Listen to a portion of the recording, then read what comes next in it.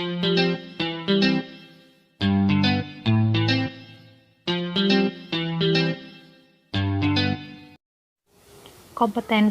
profesional guru pendidikan anak usia dini.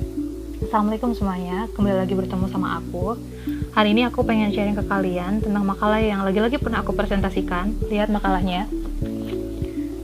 Ini saking banyaknya aku ngonsep coret-coret waktu itu.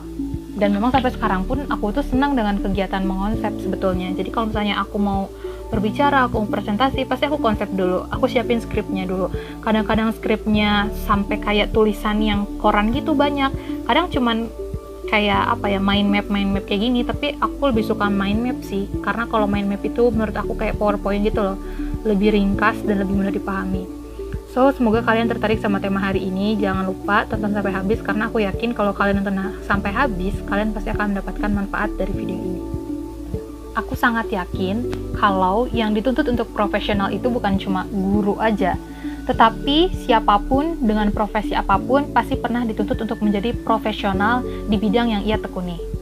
Mungkin kita yang selama ini berkecimpung di dunia pendidikan sebagai guru TK khususnya, pernah berpikir untuk apa sih aku profesional, toh gaji aku nggak akan naik juga, toh gaji aku masih segitu-gitu aja, toh aku belum S1 misalnya, atau aku belum kuliah, jadi buat apa aku profesional, mending aku ngasih yang seadanya aja. Lagian kan profesi aku cuma dipandang sebelah mata oleh orang lain, dianggap remeh, dianggap pinggiran, dianggap nggak penting, dianggap gampang, dianggap easy. Jadi untuk apa aku profesional? Pernah gak sih kamu berpikir kayak gitu? Kalau aku pribadi, jujur aku pernah berpikir demikian. Yang dulu misuh-misuh kayak gitu, sebenarnya aku itu salah. Karena sebetulnya kalau kita menuntut gaji, pemerintah tuh sebenarnya udah perhatian sama guru-guru, khusus guru TK. Kenapa? Buktinya, pemerintah ngadain aplikasi yang namanya aplikasi Simpatika. Aplikasi Simpatika ini fungsinya untuk menyimpan akun guru-guru. Nah, yang bisa disimpan itu adalah guru-guru yang udah S1. Ada juga sih guru-guru yang belum S1 tapi datanya ada di Simpatika. Tapi biasanya itu cuma sebatas sebagai TU aja. Kamu pernah dengar tentang guru in-passing dan guru non-in-passing? Jadi pemerintah itu ngebagi guru-guru jadi dua bagian kalau di Kemenag ya. Untuk guru in-passing itu artinya guru yang udah PNS, sedangkan guru yang non-in-passing artinya guru yang nggak PNS, tapi dia udah S1, entah S1-nya itu PAI, atau PAUD, atau PGRA, tapi dia bisa sertifikasi karena pertamanya dia melewati proses PPG. PPG itu adalah kegiatan seperti kayak magang, 3 bulan tuh kita ada di kampung orang atau desa orang, mengajar di suatu sekolah, kita harus survival dengan kondisi di sana, kita harus mau ngajar walaupun gak digaji, kita harus istilahnya ikut materi-materi dari pembicara atau moderator yang akan disampaikan kepada kita juga harus memberikan laporan selama kita PPG di sana. Dan ini tuh hal yang untuk sertifikasi ini ya, yang untuk sertifikasi ini harus punya pengalaman ngajar sebanyak 5 tahun maksimalnya, dan dia nggak boleh lewat dari 35 tahun umurnya. Kalau misalnya lewat dari 35 tahun itu udah nggak bisa ikut PPG lagi. Nah, kalau misalnya di hari ketika tes PPG, kan ada tes tulis, ada tes wawancara, ada tes mengajar, banyak lah ya. Kalau misalnya dia nggak hadir di hari itu, maka dia akan dianggap gagal untuk mengikuti sertifikasi. Miris banget. Belum lagi, di kelas itu minimal satu rombel kamu harus megang 15 anak. Jam mengajarnya harus 36 JTM per minggu.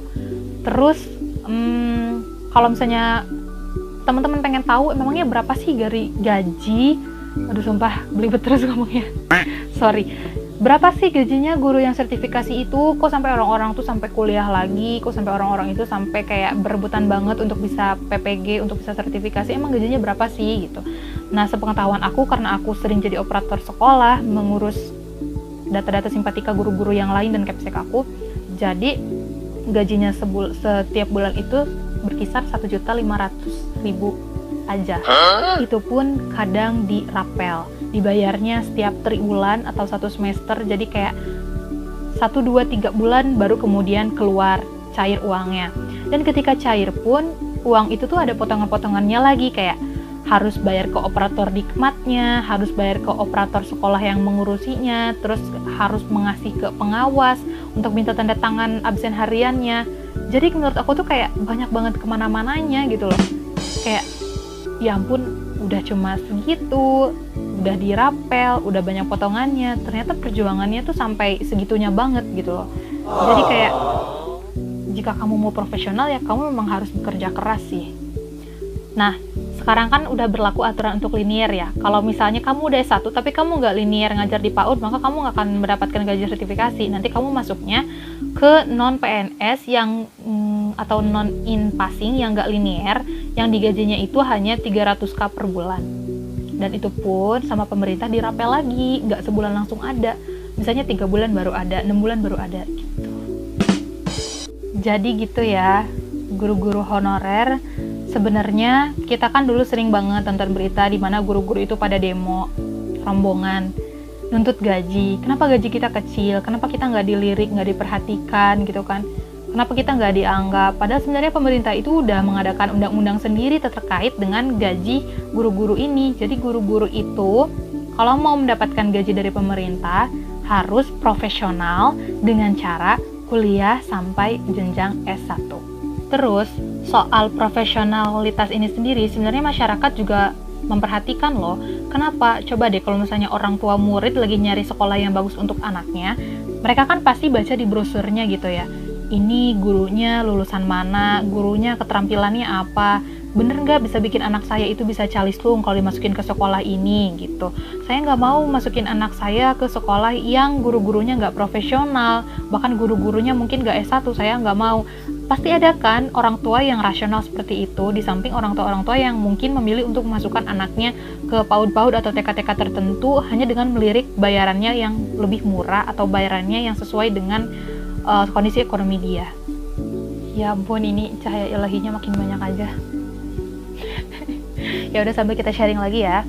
Next, jadi waktu sebelum pergantian pengawas di daerah PC aku di Ciawi, aku kan pernah mengalami yang namanya supervisi guru ya. Jadi sebenarnya guru-guru itu ada penilaiannya oleh penilik atau pengawas, nggak cuma ngajar di kelas aja terus nggak dinilai, nggak ditilik apa kerjanya, gimana dia proses mengajarnya. Enggak ya, please, guru itu profesionalitasnya sangat diuji sekali. Sebenarnya supervisi ini tuh tadinya hanya berlaku untuk guru-guru yang udah S1, tapi berhubung pengawas di Ciawi itu baik banget, akhirnya guru-guru yang enggak S1 atau belum S1 pun dibolehkan untuk ikut supervisi ini. Kita ngapain di sana? Kita di sana suruh bawa berkas-berkas yang biasanya kita siapkan di kelas seperti Prota, program tahunan, Prosem, program semester 1, semester 2, terus program mingguan. Terus habis itu juga kita suruh bawa RPPM-nya dan RPPH-nya yang sangat banyak itu dari tema 1 diri sendiri sampai dengan tema terakhir. Kalau nggak salah tema terakhir itu alam semesta ya, karena sebelumnya kan negaraku baru alam semesta. Nah, kita disuruh bawa itu semua. Terus nanti kita akan diwawancarai di satu ruangan. Cuman waktu itu aku karena udah sore, jadi aku diwawancaranya berdua sama Bu Husnul sama temen aku. Terus kita tuh di situ ditanyain sama pengawasnya, kayak ditanya, Bu Guru, kalau misalnya ngukur anak-anak, ngukur kepala itu pakai apa namanya? Oh, pakai lingkar kepala, Pak. Ini kalau dalam penilaian itu ada apa aja, coba sebutin. Kita tuh sampai ditanya kayak gitu. Sampai waktu itu aku tuh jawab ada 4, Pak. Ada BB, ada MB, ada BSH, terus ada BSB. Coba sebutin apa itu BB, MB, dan sebagainya itu. Nah, kalau misalnya jadi guru yang cuman kayak tiap hari ngajar seadanya gitu kan, itu kan kita nggak akan tahu ya apa yang dimaksud dengan penilaian itu. Terus aku jelasin kalau BB itu artinya belum berkembang, kalau MB itu mulai berkembang, kalau BSH itu berkembang sesuai harapan, dan kalau BSB itu artinya berkembang sangat baik gitu. Selain itu ditanya juga, ini anak ini kenapa nih nilainya MB terus? Oh, itu karena anaknya memang jarang masuk, Pak, jadi kita juga mempertimbangkan untuk memberikan nilainya sesuai dengan perkembangan dia waktu hari kemarinnya. Terus juga ditanya, minggu ini temanya apa? Oh, minggu ini temanya profesi, Pak. Kalau minggu lalu temanya apa? Sampai ditanya kayak gitu. Jadi kita tuh ngajar itu bukan sekedar muncul di kelas nyanyi hahi sama anak, enggak. Tapi kita tuh benar-benar ditanya apa yang kita ajarin ke anak, apa yang kita nilai, apa yang kita evaluasi, itu semua benar-benar ditanyain. Jadi nggak ada istilahnya ngasal dalam mengajar, itu nggak ada. Bener-bener kayak kalau kamu mau profesional, kamu memang harus membuat perencanaan, karena segala sesuatu kalau misalnya tanpa direncanakan itu ya akan aur-auran ujung-ujungnya, nggak akan bener, nggak akan nggak akan kelihatan set atau goal, titik goalnya itu di mana. Terus teman-teman, yang aku concern tentang profesionalitas ini, sebenarnya waktu itu aku pernah nonton live Instagram antara Pak Nadiem Makarim, Menteri Pendidikan kita, dengan Jerome Pauline.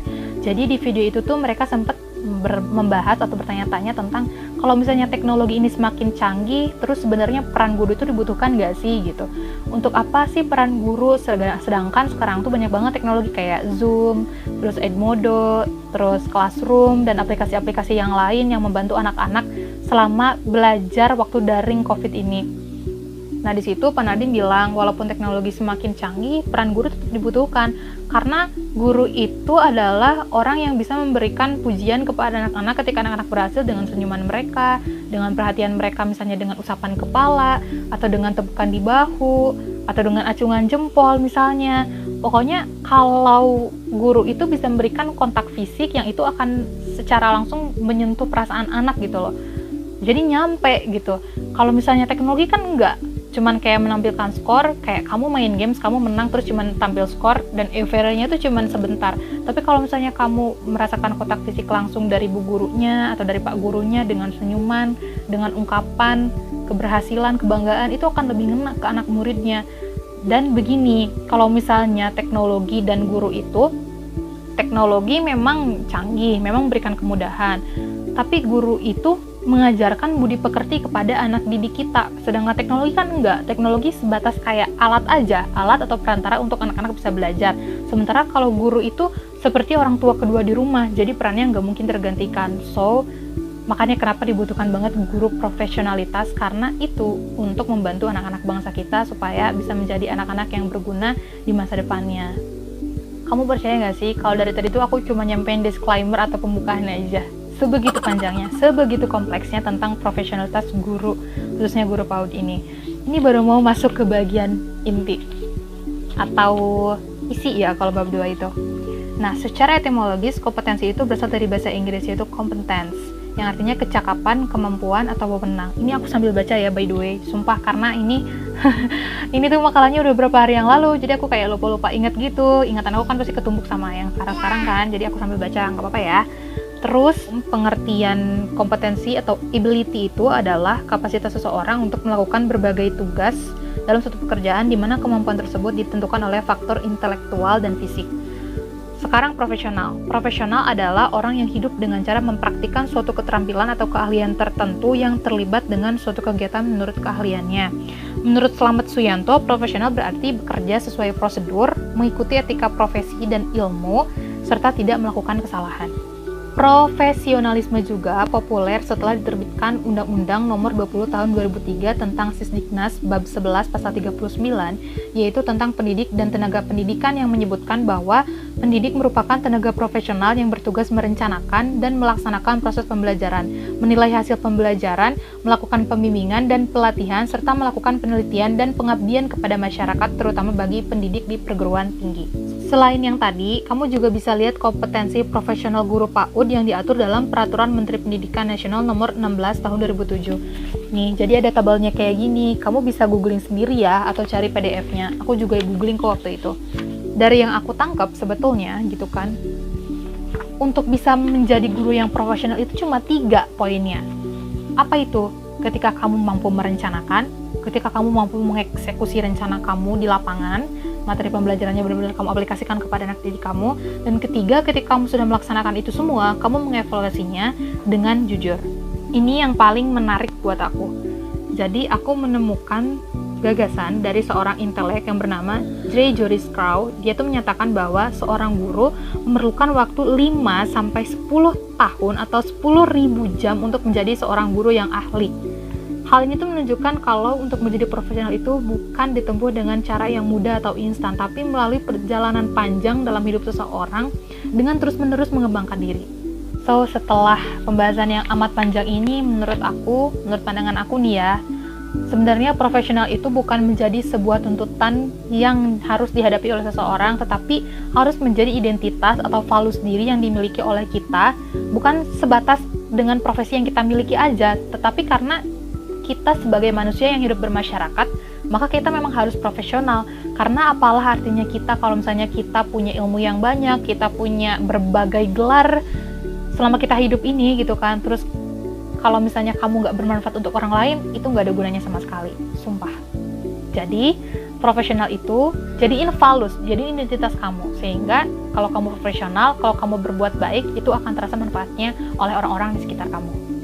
Semangat terus semuanya, terus mengembangkan diri kamu, terus menjadi guru yang mengabdi untuk masyarakat, walaupun kita tahu bahwa kita itu manusia yang tentu harus memenuhi kebutuhan kita juga selama hidup, tapi jangan melupakan itu, bahwa kalau misalnya kita tulus, kita profesional, kita berikhtiar diiringi doa, Allah pasti akan selalu melapangkan jalan untuk kita. Sampai ketemu di video berikutnya. Jangan lupa like, comment, dan subscribe. Dadah!